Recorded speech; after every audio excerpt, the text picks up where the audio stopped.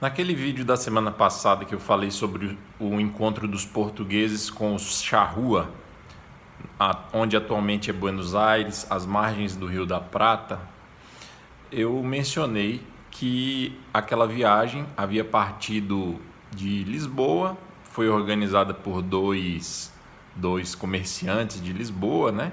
O nome dos dois eu vou pegar aqui para vocês, para a gente lembrar: Dom Nuno Manuel e Cristóvão de Haro, ou Aro, com H.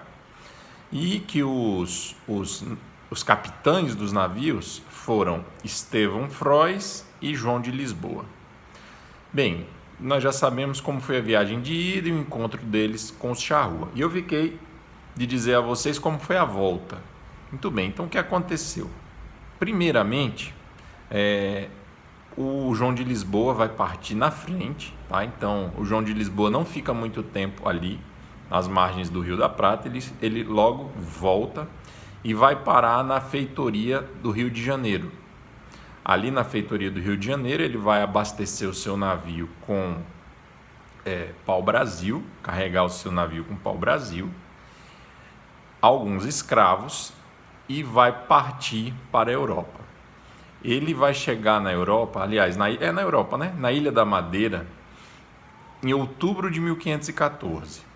Ali na Ilha da Madeira, ele vai se encontrar com um representante comercial de uma família muito rica, talvez a mais rica da Europa daquela época, uma família que tinha vários negócios, que era a família Fugger, F-U-G-G-E-R, Fugger, com dois Gs, Fugger. Esses Fugger eram provavelmente da região da atual Alemanha, e a sede do império comercial deles ficava na Antuérpia, que atualmente é na Bélgica. João de Lisboa aportou ali na Ilha da Madeira, teve esse encontro com o representante comercial dessa família e fez um relato verbal da viagem para esse representante, um relato detalhado. O representante comercial rapidamente tomou notas daquilo, fez um relatório e enviou aquilo para a Antuérpia, lá para a sede do Império Comercial da família Fugger. Bem, isso se deu em outubro de 1514. Esse relatório vai se tornar um importante documento da história do Brasil, que é a Nova Gazeta da Terra do Brasil, o primeiro documento com informações sobre o Brasil, pelo menos o primeiro que foi preservado, mas é bem provável que tenha sido o primeiro mesmo. Esse primeiro documento escrito em língua alemã e se tornou assim, né? Até hoje ele é uma referência do ponto de vista geográfico. Lembrem-se que o João de Lisboa está levando a notícia que ele colheu lá entre os charrua, de que navegando pelo Rio da Prata você ia dar na Terra da Prata, né? Que a gente sabe hoje que realmente existia, que é lá na região dos Incas. E além disso, o fato deles terem trazido escravos e o João de Lisboa ter informado que esses escravos tinham saído por quase nada, né? Às vezes os índios queriam que alguns deles acompanhassem os navegadores europeus, achando que eles estavam indo para uma terra prometida, alguma coisa assim. Então isso empolgou muito os comerciantes lá da família Fugger. Bem, esse foi o destino do João de Lisboa, mas o Estevão Frois, ele ficou lá nas margens do Rio da Prata, lá no Rio da Prata, lá onde hoje é Buenos Aires. Ele ficou muito interessado na pele de guanaco, aquela que os charrua usavam para se proteger do frio.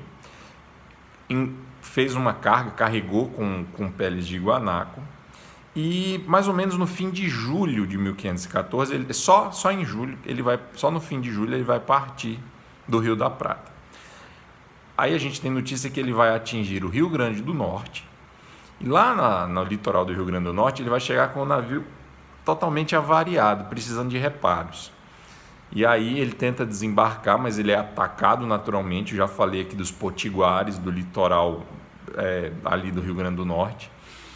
Ele vai ser atacado, não vai poder desembarcar. Curiosamente, havia um europeu no meio dos potiguares, feito índio, com o beiço furado, e a gente tem até o nome dele. Deixa eu ver se eu encontro aqui nessa bagunça que são as minhas anotações. O nome dele aqui. Pedro Galego. Ele foi visto pela embarcação do Estevão Frois e ele vai ser visto e há outros testemunhos posteriores dessa figura. Então a gente volta a mencionar ele depois. O mais curioso é ele ter se adaptado entre os potiguares. Os potiguares eram cruéis, eles matavam os caras não podiam nem desembarcar, né? Eu já fiz um vídeo aqui sobre esses índios que eram ardilosos enfim, mas curiosamente ele conseguiu se integrar ao grupo dos potiguares. Bem, com o navio avariado e sem poder fazer os reparos necessários, o Estevão Frois vai ser levado pelas correntes da costa leste-oeste. Essa costa, se vocês olharem o mapa do Brasil, mais ou menos ali do litoral da Paraíba e do Rio Grande do Norte, até o Amapá, aquele trecho em que sobe inclinado, ali há um conjunto de correntes que dificulta muito a navegação do norte para o sul e facilita muito a navegação de sul para norte, subindo. E aí ele, sem poder navegar corretamente por causa dos problemas na embarcação, vai acabar parando lá no norte e vai lá aportar em Porto Rico, território espanhol. Vai ser preso, vai ser levado para Santo Domingo, outra ilha, possessão espanhola, vai ficar preso 2 anos, vai ser enviado para a Espanha. 2 anos ali teve pressão, talvez tortura. Os espanhóis queriam informações sobre a viagem dele, parece que ele não deu. Depois desses 2 anos de ameaças de morte, enfim, eles vão ser mandados para Sevilha, na Espanha, e lá vão ser trocados por alguns espanhóis que tinham sido capturados por uma expedição portuguesa, que eu vou falar dela ainda, do Cristóvão Jacques. Então, esses homens, o Estevão Frois e os seus homens, vão passar por isso, presos, levados para a Espanha e depois trocados por prisioneiros espanhóis que os portugueses tinham. Tá? Então é isso, pessoal. Completamos aí a viagem de 1514 e acho que não vou falar mais nada sobre esse ano de 1514. Então a gente agora dá mais um passo.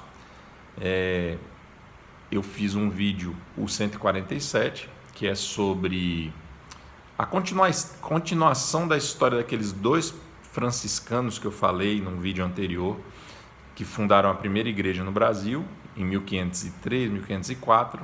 A gente sabe que eles foram martirizados e depois disso, 10 anos depois aproximadamente, chegaram mais 2 franciscanos italianos e reconstruíram a igreja, e um deles vai morrer afogado num rio que vai receber o nome de Rio do Frade, atualmente Rio dos Frades, isso na região de Porto Seguro.